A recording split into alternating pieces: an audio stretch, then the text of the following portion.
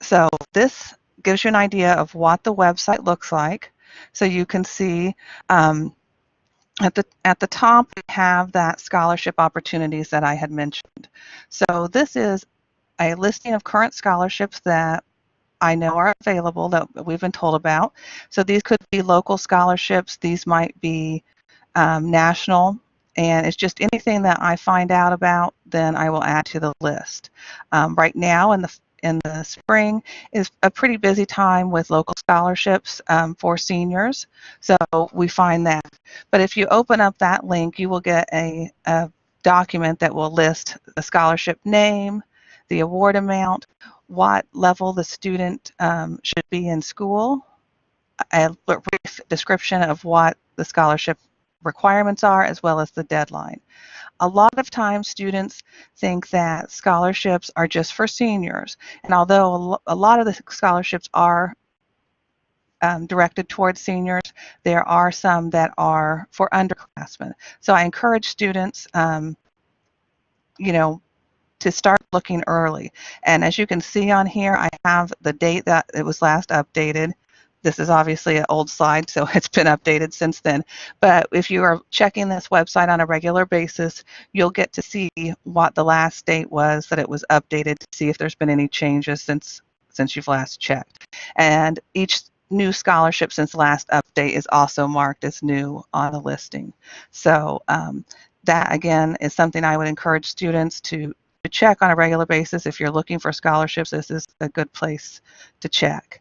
The next section you'll see has information on the Florida Bright Futures program. We have a link to the website. We also have information regarding the community service component in Pinellas County. I'm going to talk to you later on in this session about that more specifically, but you can also click on that link to find out the process, as well as there are some agencies listed who are looking for students volunteers. So it just gives you a listing of potential agents if you're not sure where to start. I have information with links to other state Florida programs, the Pinellas Education Foundation I'm going to talk to you about in a minute, the FAFSA, and so forth. So if you want to know where to find scholarships, one great resource for Pinellas County students is the Pinellas Education Foundation. And you'll see that website is listed there. The big scholarship that they offer is the Traditional High School Senior Scholarship. This is one that opens typically in August of September of each year for seniors, and it then closes in January. So there's quite a bit of time for students to complete the application. The nice thing with this particular scholarship is that it's one application for over 100 different scholarships. So students can do one application, one essay, and they're considered for over 100 scholarships. So it really is kind of a nice way for students to do something and be considered for a lot of scholarships. The other nice thing is it's only Pinellas County. So you're not competing against other students across the country. It is just Pinellas County. There are specific scholarships for students attending particular high schools, for students with different abilities or interests, such as music and drama, some sports related. And it's not just for your top academic student. There are scholarships that just the criteria, like I said, varies greatly. So it's one I always recommend that our seniors do. And like I said, it will open in August or September this year. And it does require an essay, but again, it's one essay for the application. And then the deadline will be in January, and then typically in the spring is when students are notified. So in addition to the traditional senior, Pinellas Education Foundation also offers the Take Stock in Children and the Walker Rising Stars scholarship programs. So these are some other ones. The Take Stock in Children is one that underclassmen actually apply for. So that would be one if you are a student or parent of a non or a younger student, that one might be one you want to check out. And then finally, colleges and universities. So when you're really wanting to find out where can I find the most financial aid, the most scholarship money, the best place to look are the colleges that students are interested in attending. So typically, students will start applying in the fall of their senior year for application to colleges and universities, and they should be looking to find out what the deadline is to apply for admission. They should also be checking to see what is the process for applying for scholarships, because this will vary by institution. So some colleges will have where if you do your application for admissions by a certain date, then you will automatically be considered for um, different scholarships. Others will have a separate application and a separate process. So it really is important to check on the schools you're interested in and find out that process. In addition to freshman scholarships, which is what I'm primarily talking about, there are also scholarships that are available that might be for particular majors or just different things that are offered that are not specific for freshmen. So it's important to look for those as well. And most colleges also have a foundation office. So when you're going to their website and you're checking their financial aid scholarship page, I would also look and see if they have a link to their foundation. And this is a foundation office that will offer additional scholarships. So for example, I know for St. Pete College, when you go to their website, they have a link directly on there to their foundation office, which offers additional scholarships. So some scholarship opportunities that are brand new this year are the College Board Opportunity Scholarships. And we are really excited that the College Board has made these available because of several reasons. One is it is available to all students regardless of GPA, test scores, and family income. So they're not looking for a specific student. What they're looking for is students to be rewarded for taking steps that will help them with planning and preparing for college. So the College Board, if you're not aware, they're the ones who do the SAT as well as the advanced placement courses and so forth. And so they are the ones that have launched these scholarship opportunities. And it does not require an essay. Currently, there are 3 scholarships open. I'll talk a little more detail about those. They're open to the class of 2020 or your current juniors. And I have the website there where you can go and find out more about them. So there are 6 total steps, as you can see here. The first 3 are the ones that are currently available, and the other 3 will be ones that become available later on in the year. And I think they all become available in the fall. And then, as you can see, if students complete all 6 steps, they are then eligible for a $40,000 Complete Your Journey scholarship. So these scholarships are ones that are all based on a drawing. So students do the different steps, and they get entered into a drawing. So the Build Your College list, this one became available in January, so it's currently available for our class of 2020. And essentially, College Board has a website called Big Futures where students can search colleges, find out their admissions requirements, deadlines, and so forth. And students can build a college list on Big Futures for a chance to win a $500 scholarship. They will award 100 scholarships every month. They started in January and they will continue this through June. So if a student, junior, signed up for the College Board scholarships and then built a list on Big Futures with at least 6 colleges, they would get an entry into the line. And then in future months, they can then update their list to earn additional entry. The practice for the SAT. So as we probably know, ACT and SAT can be a big part of the college admissions process, so they want to reward students for preparing for the SAT.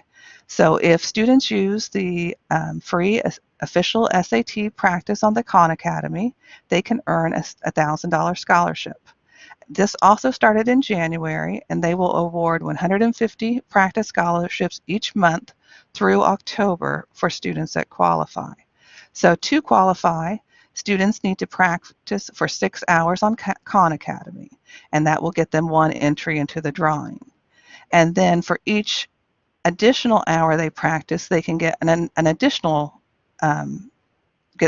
entry for up to 20 hours. The Improve Your Score scholarship is one that started this month, and so it combines the practice for the SAT. So for this scholarship, students have to practice on the Khan Academy for 12 hours, and they also need to improve their SAT score by 100 points. And the College Board will award 25 Improve scholarships at the end of month after every SAT offering, beginning in April through January 2020. So each month that there is an SAT offered, so it's not offered every month. For example, I don't believe there's one in July. They won't have it, but for every month that they do offer an SAT, then they will have these scholarships available. So to qualify, as I mentioned, you need to do 12 hours of practice on the Khan Academy, and then you need to review your scores on either the PSAT or previous SAT, and you need to increase your score by 100 points. So if you meet your target, so you get your practice in, you get the 100-point increase in your score, you will be enrolled for the Improve Your Score scholarship. And this one is one that will roll forward. So for example, if a student would earn this month, and they didn't receive the scholarship, then next month they would, the next month that there was an SAT, they would automatically be considered for the award that month as well. So again, those are the 3 new scholarships that I'm, just like I said, really excited about. We will have additional information, I'm sure, in the fall once the other scholarships are launched, but it's a kind of a win-win because it's things that students should be doing to get ready for college, and it's also a way to potentially earn some financial aid and scholarships. So I'm going to switch gears now and talk to you about the Bright Future Scholarship Program. This is a program for the state of Florida, and it is awarded to every student in the state of Florida who meets the eligibility requirements. So in other words, this is not a scholarship that they only are going to give out to a certain amount of students. If every student that is listening tonight was eligible for the scholarship, then they would all get the scholarship. So there's not a set amount. The application opens on October 1st of each year for seniors. So you don't do the application until your final year in high school, but you do start working on the other aspects earlier on. So let's go through those requirements. So there's some general requirements for all the different award levels. You need to be a Florida resident and a U.S. citizen or eligible non-citizen, and that is determined by the student's post-secondary institution. So that's determined by the college that they are going to attend. They have to complete the Florida Financial Aid application, the FFAA, no later than August 31st after high school graduation. So this is an online application that students do. It opens up October 1st of senior year, and by August 31st after graduation, the application has to be completed. My suggestion is get it done as soon as you can. There's no reason to wait. Students have to earn a Florida high school diploma or its equivalency at a public or private high school in Florida, and they cannot be found guilty of a felony. They have to be accepted and enrolled into a degree or certificate program at an eligible Florida public or independent post-secondary institution within 2 years of high school graduation. So this is an award that can only be used in the state of Florida. So for students to eligible students, they have to attend a Florida school, and they have 2 years from graduation to use this award. And so this is why I always recommend that students do the application even if they're planning on going to school out of state, because they do have 2 years to activate this award. So if a student was eligible for a scholarship, they did the application by that August 31st deadline, they go away to school, let's say, for a year, and then they decide to come back to Florida, they would then be able to activate their award. However, if they do not do the application by the deadline, even if they are eligible, they will not be able to use that award. So, and it's a very quick, fast application, so I really would recommend that students that are eligible just go ahead and do the application. And finally, students have to be, once they are in college, enrolled in at least 6 non-remedial semester hours. So essentially, they have to be enrolled at least part-time while they're in college. So there are 4 different levels. I'm going to talk to you about the 2 top academic levels, which is the Florida Academic and the Florida Medallion. The academic is the highest tier, and the medallion is the second tier. They do require the same coursework, which is they are looking at 16 high school course credits, 4 in English, 4 in math at the level of Algebra 1 or higher, 3 natural sciences, 3 social sciences, and 2 world language sequential in the same language. Just so you know, these courses align with the state university system minimum admission requirements. So the state university system is what our public universities are a part of. So your USF, Florida State, UF, and so forth. Those schools are part of SUS, and they all have the same minimum requirements. So those are the courses that students have to be admitted at a minimum, and so it does align with that. For the world language, if a student does not meet the world language requirement, but they happen to be fluent in a certain language, they can do a credit by exam. So if a student was in that situation, I would recommend they contact their counselor and find out they can work with them on what credit by exams are available. One other thing I want to point out with the world language is it is 2 years. However, what Bright Futures is essentially looking for is what they call a foreign language completer course, which is a second year or higher course. So if for some reason a student did not take Spanish 1, they went straight to Spanish 2, then that would actually meet the requirement. Same thing with Spanish 3 or so forth, or a different language. When we are talking about foreign language, we are talking about the same language as well. So grade point average. So for the academic, students need a 3.5 weighted GPA. For the medallion, it's a 3.0. Now, when I say that GPA, that is in those specific 16 college prep courses. So sometimes when I'm going over this with students, they say, oh, I'm fine. My report card said I have a 3.7 GPA. However, the report card is the cumulative GPA, which includes all elective coursework. And so this GPA is different. So I just want to make students and parents aware this is a GPA only in those 16 courses. And it is an unrounded GPA, so if a student has a 2.99999 GPA, that will not be rounded up. They do weight a quarter per semester for AP, pre-IB, IB honors, pre-ACE, ACE, and academic dual enrollment.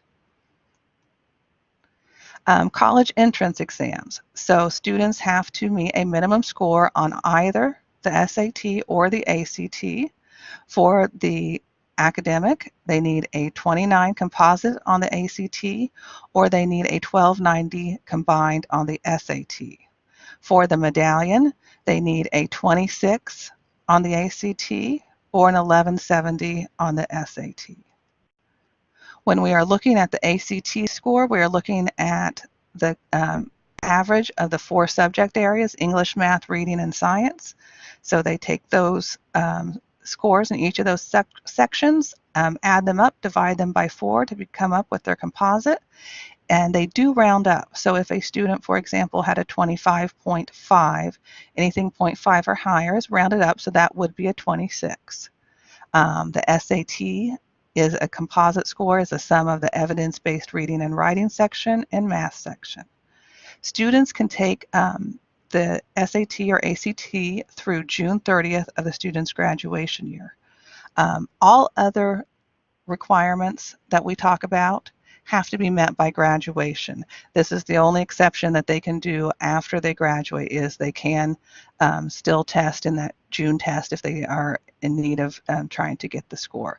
But everything else, community service and so forth, has to be done by graduation. If a student wishes to graduate as a mid-year graduate, they would and try to they plan to start college in the spring. So they're going to graduate mid-year, start in the spring. Then they would be considered a mid-year graduate, and they would be advised to do the application early. So they would be doing this current application. They would do the application by August 31st before they started their senior year, and then they would have through January 31st for their test scores. But all others, like I said, have through June.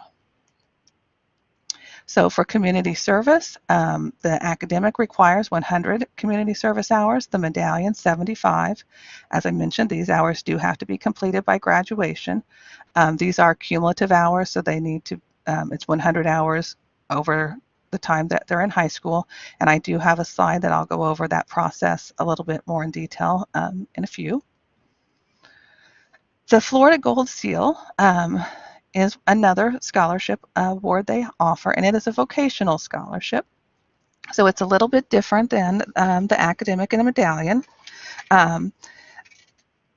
One of the big differences with the Gold Seal Vocational is where it can be used. So for the academic and medallion, students can use that at a 4-year university. They can use it at a 2-year college. They can use it for a technical school.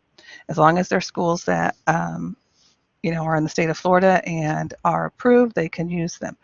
However, the Gold Seal can only be used for a 2-year terminal degree. So this cannot be used for someone trying to get their bachelor's degree. It could be used for, what it can be used for is like an associate of science degree, an associate of applied science, a technical program, or a degree certificate program. So it is specific to those programs. I always like to make sure students are aware. To meet the criteria for this, they need to graduate from high school with a standard diploma. They have to achieve a 3.0 GPA in the non-elective high school courses. So in other words, a 3.0 GPA in their required courses for graduation. So all the classes that they have to take to graduate is what they're going to look for, minus the electives.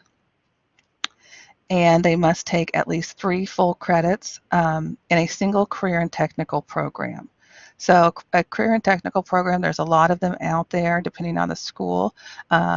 We have some that are in the medical field, computer field, where they take a series of courses and in a specific field. And in those technical programs, they need a 3.5 unweighted GPA. So 3.0 in their required coursework, 3.5 in their career education courses. In addition, they do have test score requirements. In addition to the SAT and ACT, students can also use a PERT score, and they have specific scores they have to get on each section. So for the ACT, they need a 17 on English, 19 on reading, 19 on math. For the SAT, they are looking at their subtests. So they are looking at the reading test, a 24, the writing and language test, a 25, and the math test, a 24. And for the PERT, a reading 106, writing 103, and math 114. In addition, they must complete 30 community service hours. And the final Bright Futures scholarship is the Gold Seal CAPE Scholars. This is the newest. It's been around just a couple of years, and like the other Gold Seal, this students need to be going into a 2-year degree program. CAPE stands for Career and Professional Education, and this one pretty basic to go over. You need to meet the general requirements for Bright Futures, which is the one that I went over to start with about being a Florida resident, U.S. citizen, doing the application and so forth. And then they need to earn a minimum of 5 post-secondary credit hours through a CAPE industry certification that articulates to college credit. So for a lot of the courses that are available for students to take, there is an industry certification they can try to earn. And so if they do that and it results in 5 college credits, then that will meet the requirement. And then they also need their 30 community service hours. So the community service process in Pinellas County. The state leaves it up to each school district to come up with their own process. So for Pinellas County, the basic steps are students, first we need them to determine where they want to complete their community service hours, and then they complete a Bright Futures Community Service Proposal form. This is just a 1-page form. It's pretty simple.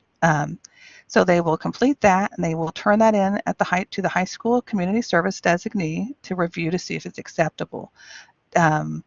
The community service designee who that is will depend on the school. Sometimes it's a specific counselor. Sometimes it's all the counselors, so you just see your own personal counselor. Sometimes it's an assistant principal or a teacher. So you just need to check with your school to find out who that person is. And if the project is acceptable, then the student will be given a Bright Futures log and reflection form where they track their hours. And then upon the completion of their hours, they turn this into the high school. The high school enters the hours into Focus, and those get uploaded to Bright Futures. Students must complete and have approved a proposal for each agency they wish to volunteer, and they need to maintain a separate log. So in other words, students can do their hours at more than one location, but they do have to do a proposal and have each location approved. And each community service project has to have a social issue. So that will be one question that's on the form is, what social issue are you addressing and how are you addressing it? There are some things that do not count. Court-mandated community service, an activity that benefits the student financially or materially. So the student can't be being paid or awarded anyway for their activity. It cannot be an activity within the family. So the family member cannot be the one verifying the students completed these activities. It cannot be a form of religious devotion or can be seen as primarily as proselytizing. This does not mean that they cannot do anything within the church. It's just they cannot do something that would be seen as a religious devotion. So for example, if the church had a soup kitchen and they wanted to work there, that would probably be something that would be acceptable. They cannot do an activity where there's no leader to evaluate and confirm the student's activity. So there has to be someone who can verify the activity. The example I like to give for this is we do not allow students to foster animals in their house because of this. So there's nobody, if a student has an animal at their house, there's no way that agency can say, yes, they're the ones taking care of this animal and doing things because they're not there. So just to give you an example. The student cannot do an activity in which they receive academic credit. So they can't be like a student worker in the school, get academic credit and count that time. There is a specific course that students can take. Only a few schools offer it that is specific for community service, and that's the only exception, and that is outlined on the form. They cannot do an activity completed before the student is a high school student or after they graduate. So students have to complete these hours while in high school. With that said, students are considered high school students the summer before 9th grade. So that's often, I think I have some middle school parents possibly tuning in tonight. And so If you have an 8th grader, they can begin earning their hours this summer. If that's the case, the process is a little different, and I will be doing the approvals for those students beginning next month. So I won't start that till May 1st, but if you are a parent or you're a student in 8th grade and want to do summer projects, get a hold of me on May 1st, and we'll make arrangements. My email is pairb@pcsb.org. And finally, you cannot participate on a sports team or performance and use those hours.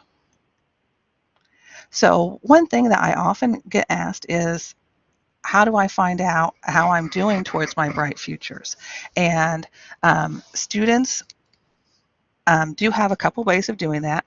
For high school seniors, we print out their Bright Futures evaluation in the fall and hand those out to the students.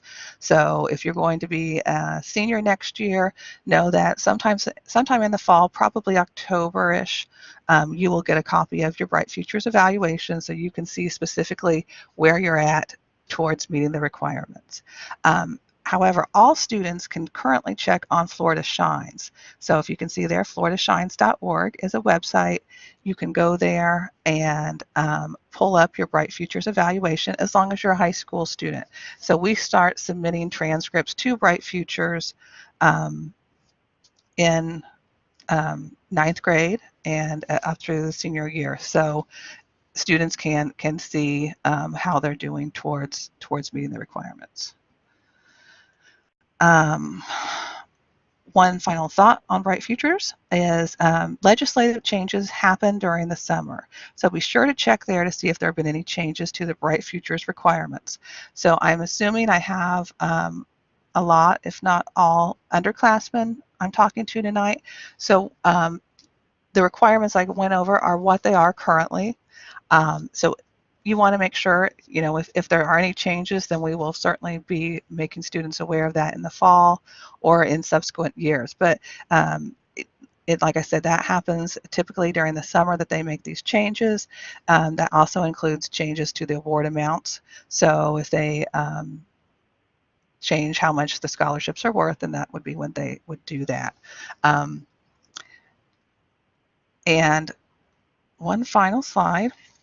A free application for federal student aid. I'm not going to go into this in detail because of the time where we're at. So if you're a senior or a senior parent, you can still do the FAFSA. You want to do that right away. But for those who are underclassmen, this application also opens October 1st.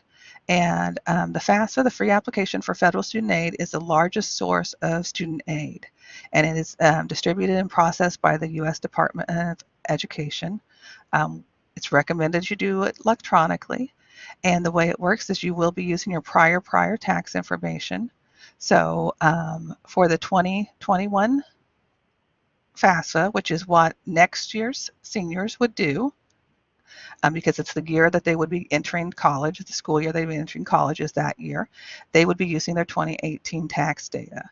And this is something that does students complete annually, so once every year. So if they do that next year, they are awarded different financial aid, and then they are going to need to do a new one the following year to see if they're still eligible, possibly eligible for more aid. So so that is my last slide. So I think I'll see if, once Kimber logs on, to see if there's any questions that we have. All right. Brooke, can you hear me now? I can. Fantastic. So we'd like to take an opportunity for anybody who has a general question for the group that you can send it in using the chat feature, which is down at the bottom right-hand corner of your page. There's like a little bubble, and that's the chat feature. If you have a general question, you can type it in there.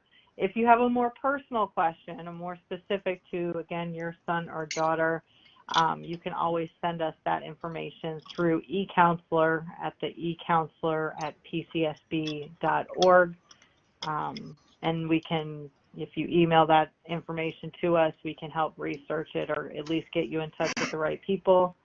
and we will go from there.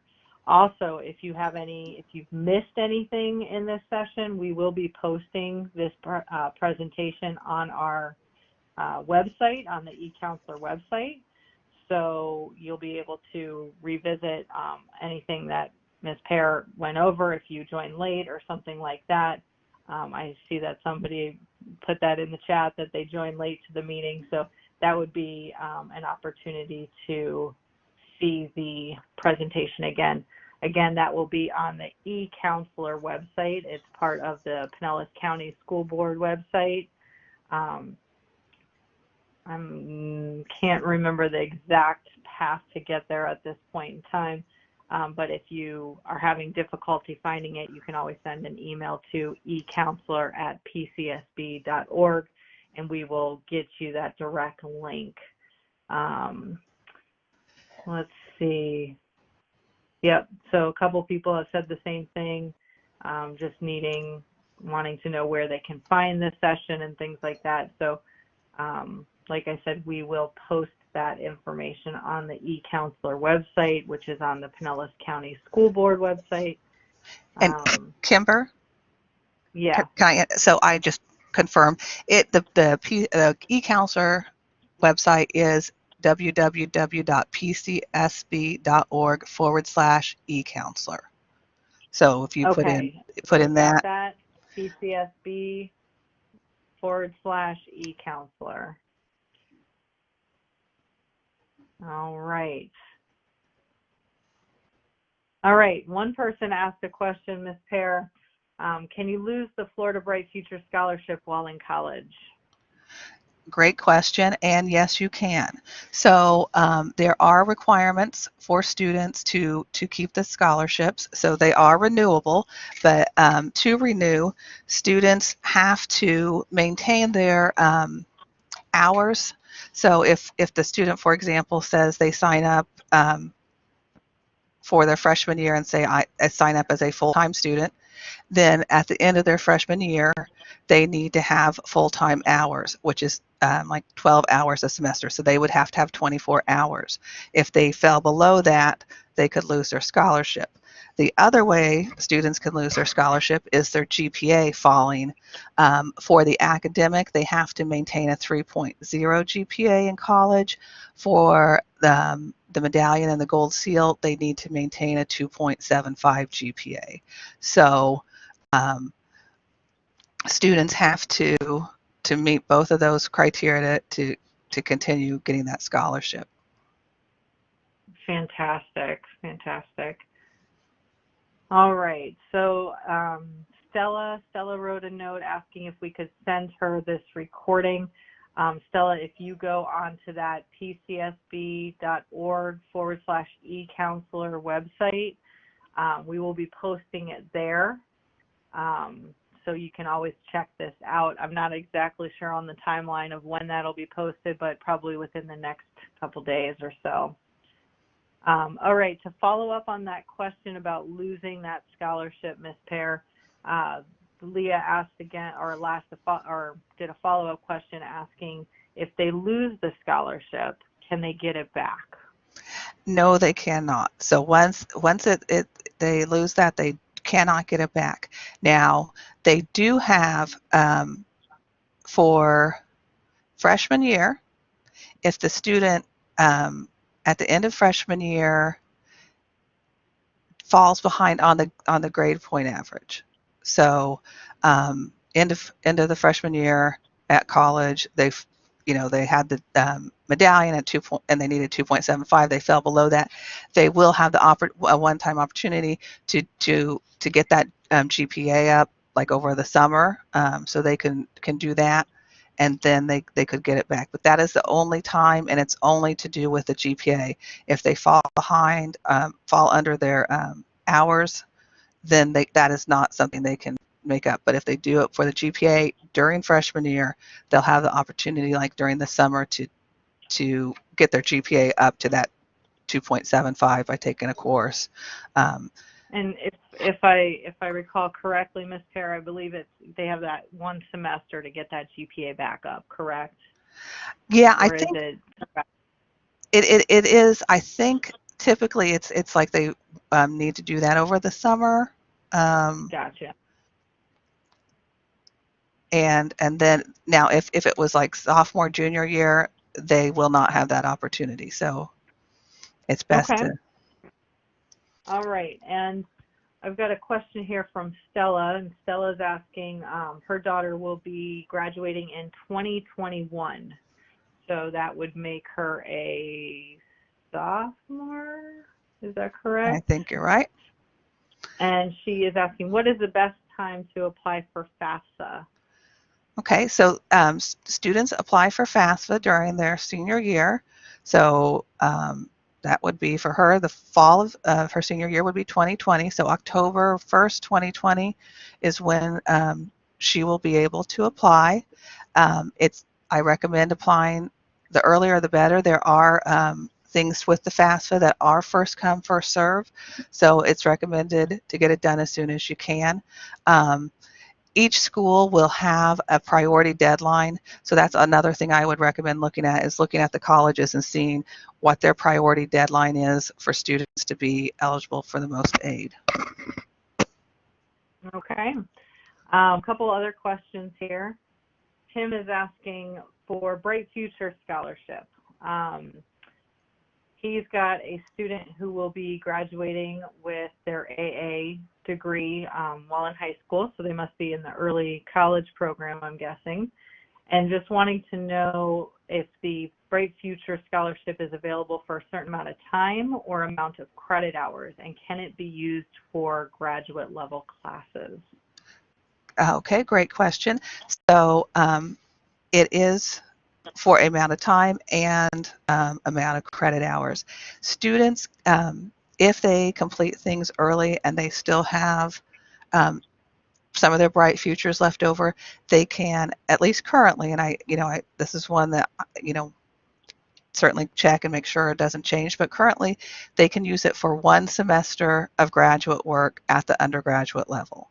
So even if they have more left over than that, they're only able to use it for one semester of graduate work. Okay, fantastic.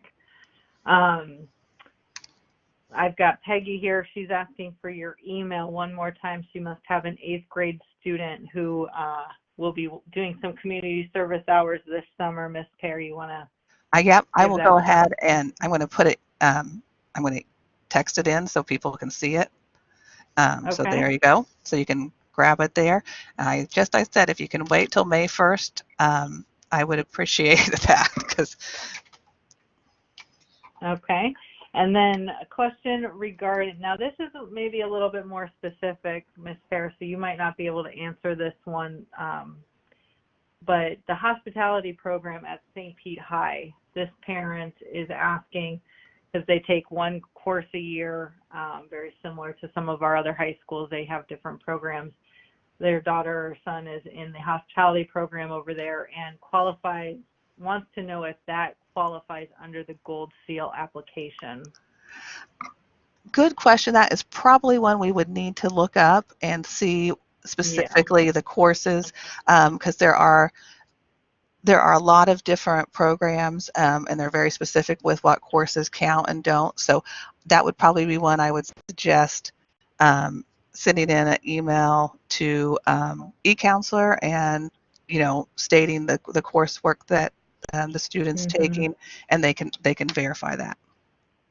And of course, I'm sure that question has come up many times at St. Pete High with the counseling group over there. I would assume that they would know it right off the bat, but we can definitely do some research and figure that one out too. Yeah. What is the final date to complete the annual FAFSA application? That's another question that came in. Okay, so that's kind of a depends question. So there is a state deadline and a federal deadline. The federal deadline is, like, I want to say it's like summer, like they have like a year and a half that they can do the application. However, the dates I would look at are the college priority deadline. So the federal deadline is like you could still do the application. However, a lot of the financial aid might already have been issued, and you're just really looking at student loans. So the Yeah. best deadline to look at is look at the colleges you're looking at and see what their priority deadline. The one that comes off the top of my head, I'm not going to say it's 100% accurate, but I'm pretty sure USF, for example, is January 1st is their priority deadline. So you have October, and you would need to be fully considered. January 1st is what you would want to hit. And again, like I said, really and truly your best bet is just to get it done as soon as you can. You're using your taxes that you should have, hopefully already filed when it becomes available. So the sooner you can get in and do it, the better. Yeah, as a counselor in the schools, I would tell you, I tell my parents that all the time. It opens up October 1st.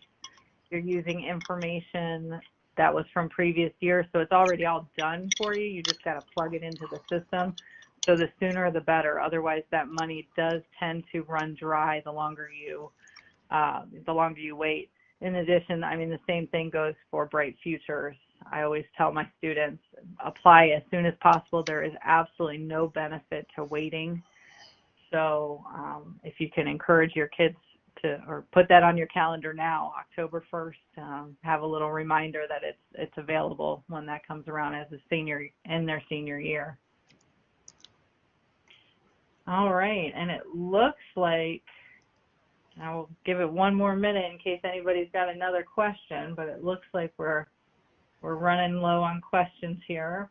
But while we're waiting to see if anybody else has another last-minute question, I just want to thank Ms. Pear for joining us tonight and sharing these opportunities with us. For all our attendees, thank you for joining us, and we look forward to having you participate in future eCounselor webinars. It looks like we got one more question. See, got to wait at last minute. Do we need an AA? Do we need to have an AA for Bright Futures? I'm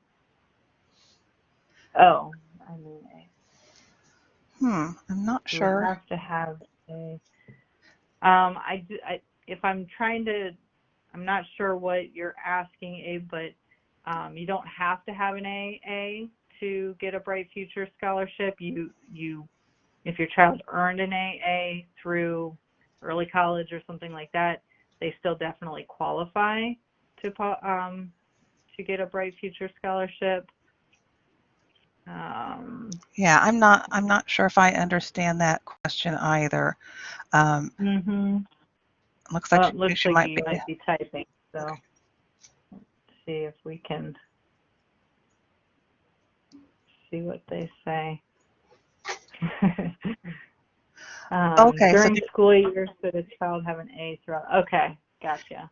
So what coursework they're looking for is high school coursework. So they're not looking at their grades in elementary. The only courses that could count in middle school would be high school credits that they're earning, and depending on the scholarship, we had those specific courses that they're looking at, and they have specific GPA. So for the top academic, when they need a 3.5 weighted GPA, and there's 16 core classes, for the medallion, a 3.0 GPA. So they're not looking at specific grades in the courses. They're looking for that GPA total. So, okay, great. Fantastic. Oh, they got it. All right. Well, again, thank you, Ms. Pear, for your presentation tonight. And, I definitely encourage all those who attended to, make sure you get that FAFSA and Bright Futures and search for those scholarships using the district website. There's a lot of opportunities out there.